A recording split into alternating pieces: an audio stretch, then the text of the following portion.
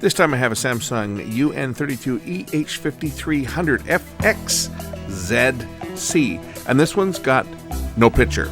Well, it has a picture, it just doesn't have any backlights. This one was given to me, and I'm going to see if I can do a no parts repair on this, because I'm not going to put any money into it. If I can get it going, great. If I can't, off to the recyclers it goes. Let's check it out. There's a Samsung LED TV, and it's a backlight failure. You can sort of see the picture. I don't know if it's showing up on camera or not, but you can see when I shine a flashlight on it, you can see that the set is actually working. It's just the backlight's out on this one. So is this one that we're going to be able to save by bridging out one of the bad LEDs? I guess we'll find out once I get into it. Coming right up. Okay, I got the screws out of the set. I think I got, oh, one more. Always get that last one that you miss, right? I think I got them all now. The back should lift off the back of this set. Does that make sense? The back should lift up, or is it the front that comes off? Well, somewhere on here, something pops off on the set, and it's really the front, the bezel that I'm looking to take off anyway, so let's just see how this one comes apart. It's probably the back, but I do need to get the bezel off because that's what I need to get to on this set. And for those of you wondering why I'm not being gentle with the TV, I might possibly scratch the set. I'm not too worried about any scratches that might go into the TV because it's my TV. Oh, I guess I just unplugged this. If you remember back, I don't know, a couple months back, I guess, I had a Westinghouse TV that had a bad power supply. I fixed it, sold it, and the person I sold it to, which I didn't make much on it, I think I got 50 bucks for it, but the person I sold it to said, hey, you want my old Samsung TV? It's dead. Okay.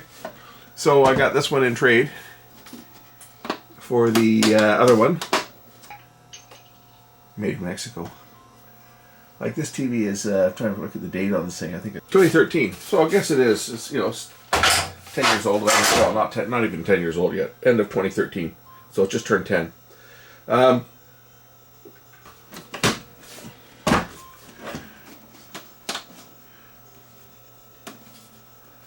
they don't last very long, that's for sure. Not the newer sets. The older ones tended to go forever. These newer ones, a couple of years and they start to fail. Planned obsolescence, right?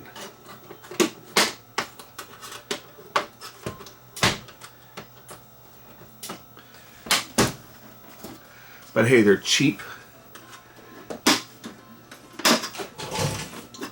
And they're usually relatively easy to fix when it's backlights. But I'm not changing them. It's not worth it to change the backlights. No matter how cheap I can get the backlights, it's not worth it.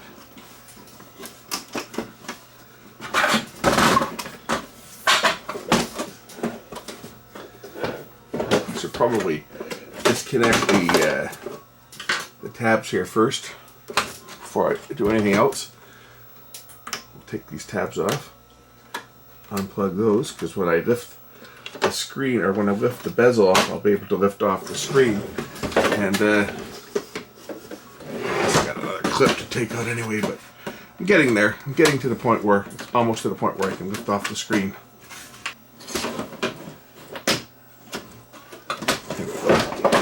There we go. Okay, bezel's out of the way. Trip over the back. Now I have to lift out these tabs. This is the critical part here. If you break these tabs, here your screen is shot.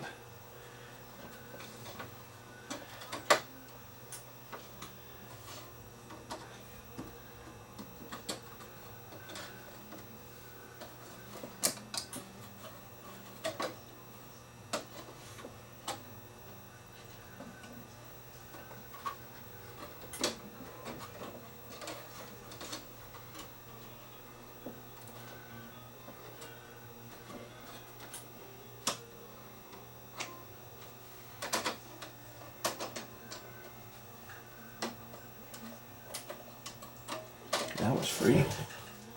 Well, I'm going to just remove that little plastic piece there that's in the way.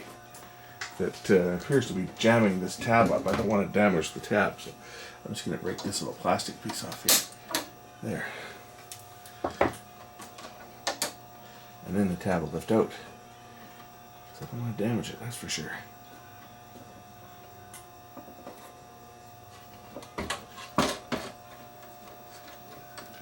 There we go. Okay, my tabs are loose now. They're free from the panel, both of them. Now I can lift the glass off. Lift out the glass, just like that. Take the screen and put the screen somewhere safe, namely on the other side of the shop. And find a place to stick it.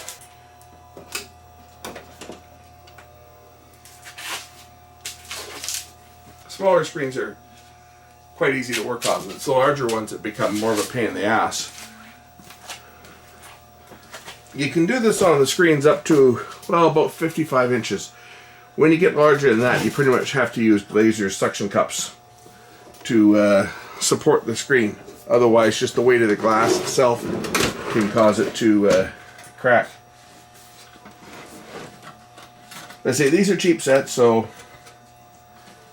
what we do is we bypass the LEDs that are shot. This should just pop off here. Just little plastic clips. We'll just undo the clips.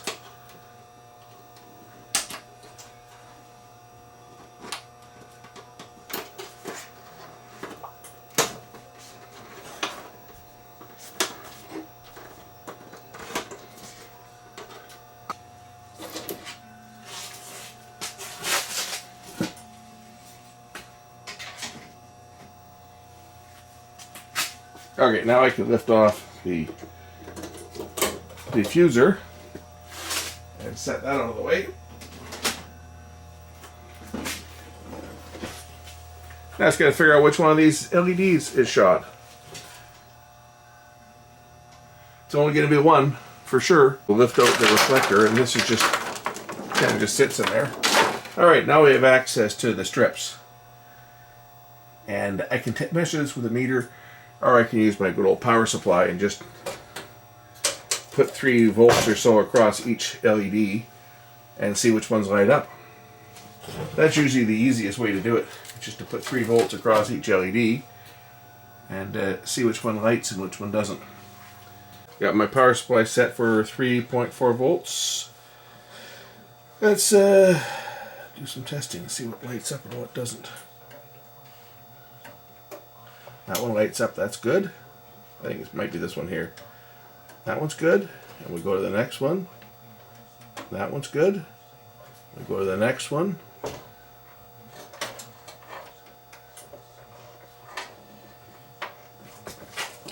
That one's good. That one bad too? Can't be, but we'll just mark it.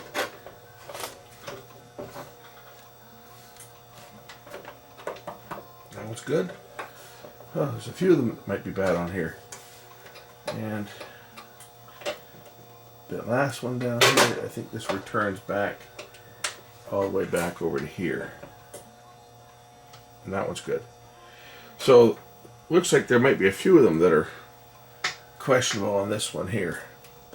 And that one's good. So just this one here is bad. If I put a jumper across here, that might make the whole panel work. Okay, I just finished testing them all. I had a total of 3 out. This one, was it this one? That one was out. I just bridged across here.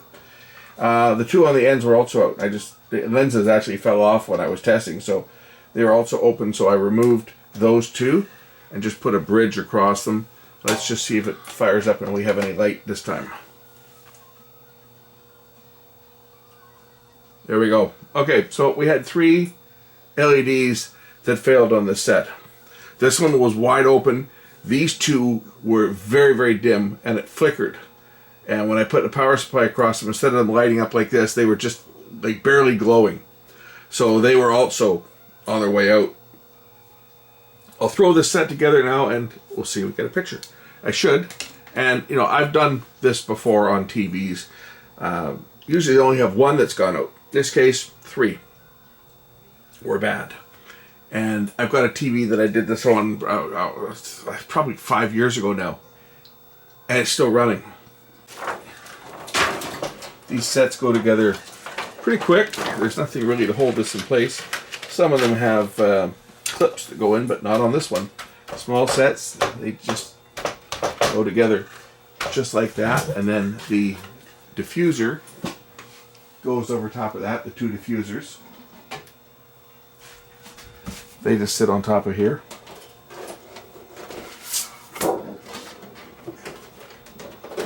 You know, one of these would make for a good light diffuser. For a studio light, soft light.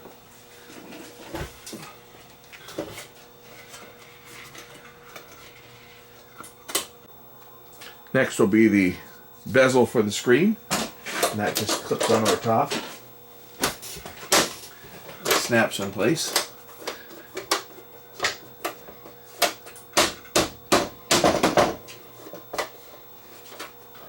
Once that's snapped in place, I can then grab the screen, drop the screen back on.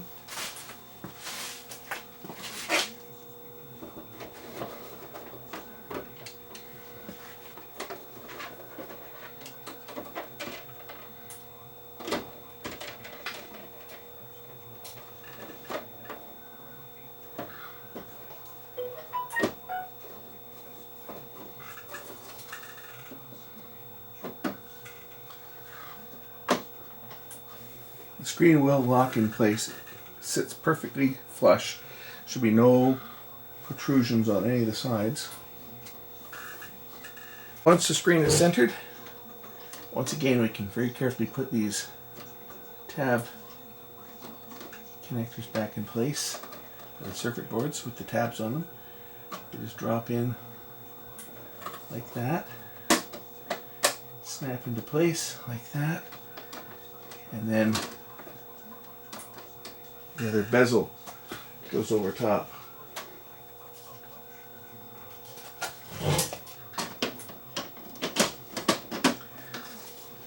And once this snaps into place, that'll hold the screen in.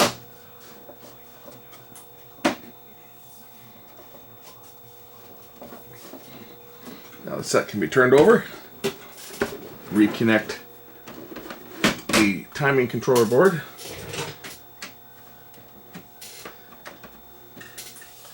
Make sure that they're all snapped in properly. Okay, the TV should be ready for testing. At this point, I just want to see something light up.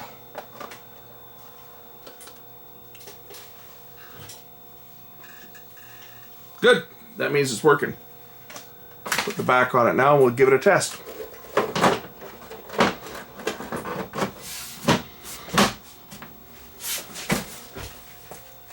Reconnect the controls, which are on this cable. That's why they have that hatch there. There's that extra little hatch that comes off. That's why that's there. That's to access that cable once you put the back on. Throw the screws in it, and then I'll hook it up and you'll see how it looks. This is a little cover that they put on. That's sole purpose is to access that plug, to unplug it and reconnect it. Let's see how it works.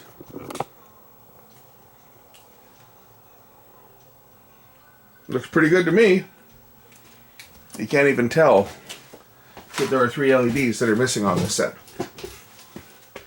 Now I go into the menu. What? Okay, who put it in Spanish? Oh, that's right. It was a Spanish guy I got it from. Or I should say Mexican. How do I set this back? Menu.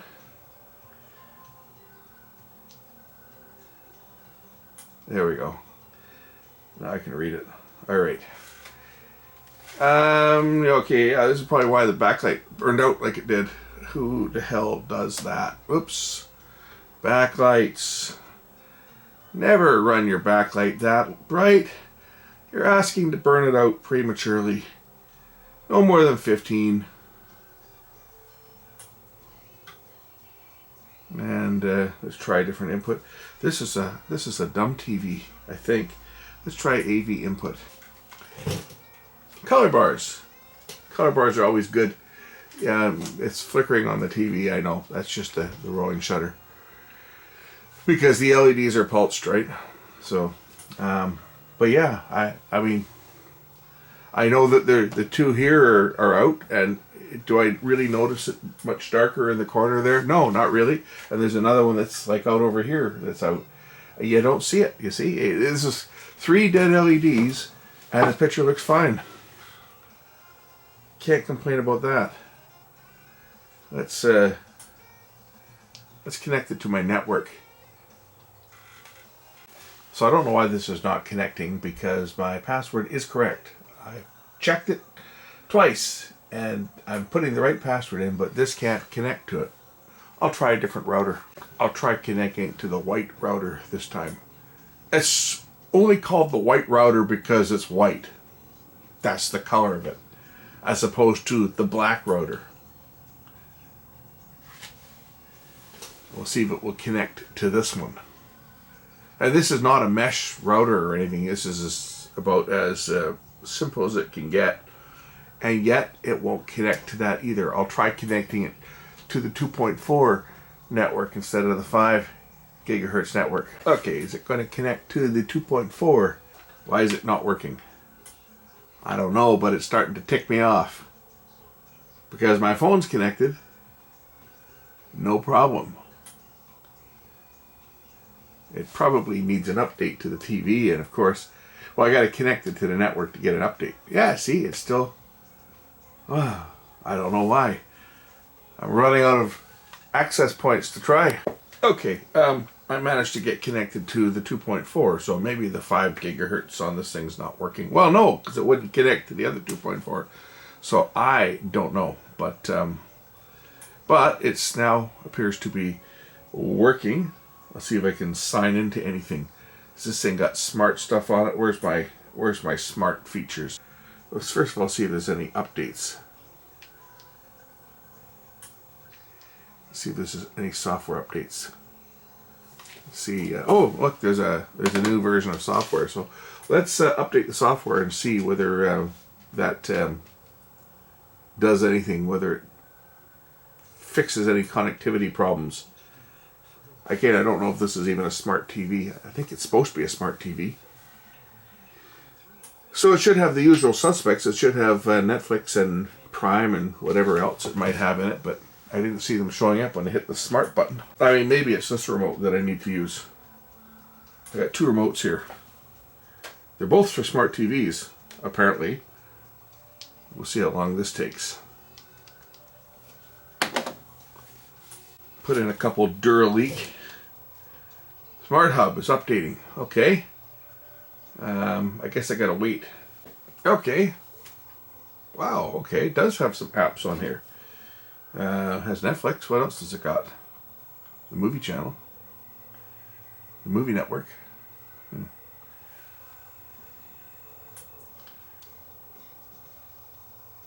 Ah! It is updated. I just updated it. And now it tells me it needs to update again. Oh, okay. Looks like it's deleting some services. Deleting the movie network.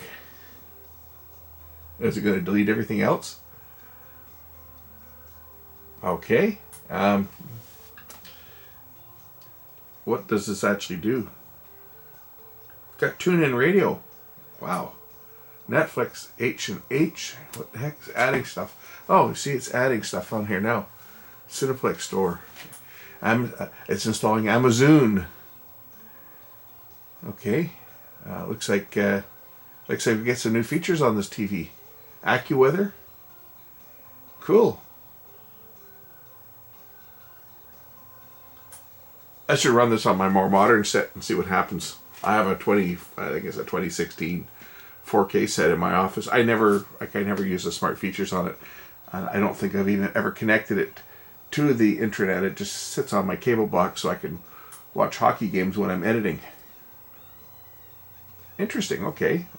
Looks like this thing's got a few horns and whistles. I noticed that YouTube is It's missing from the list of apps you could install for videos.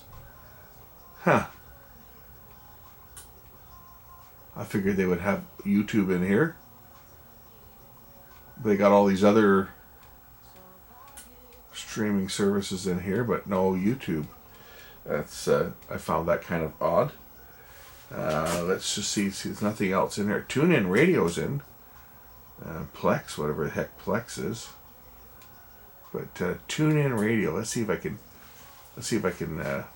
Oh, I gotta update this to the latest version.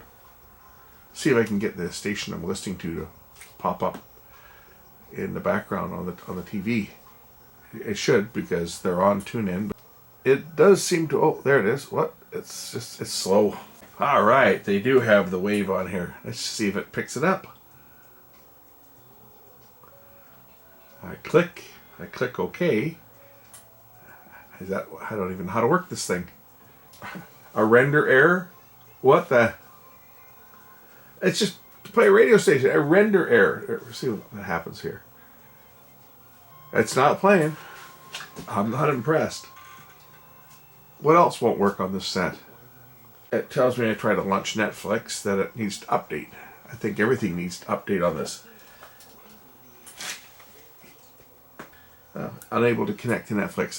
It might not, because this is an old TV.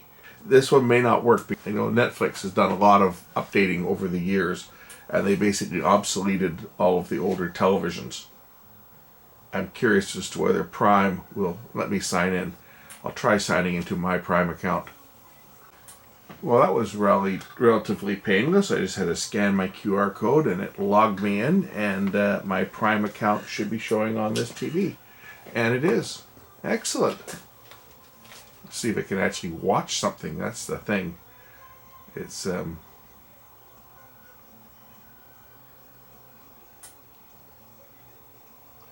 course, with Prime, they always try to get you to sign up for more stuff, right? So you gotta watch what is included, because a lot of stuff's not included. That's one of the things I dislike about Prime. It's just too easy if you're not paying attention to actually click on something that you didn't want. Oppenheimer. It's included with Prime. Cool. I may have to watch that Oscar-winning movie.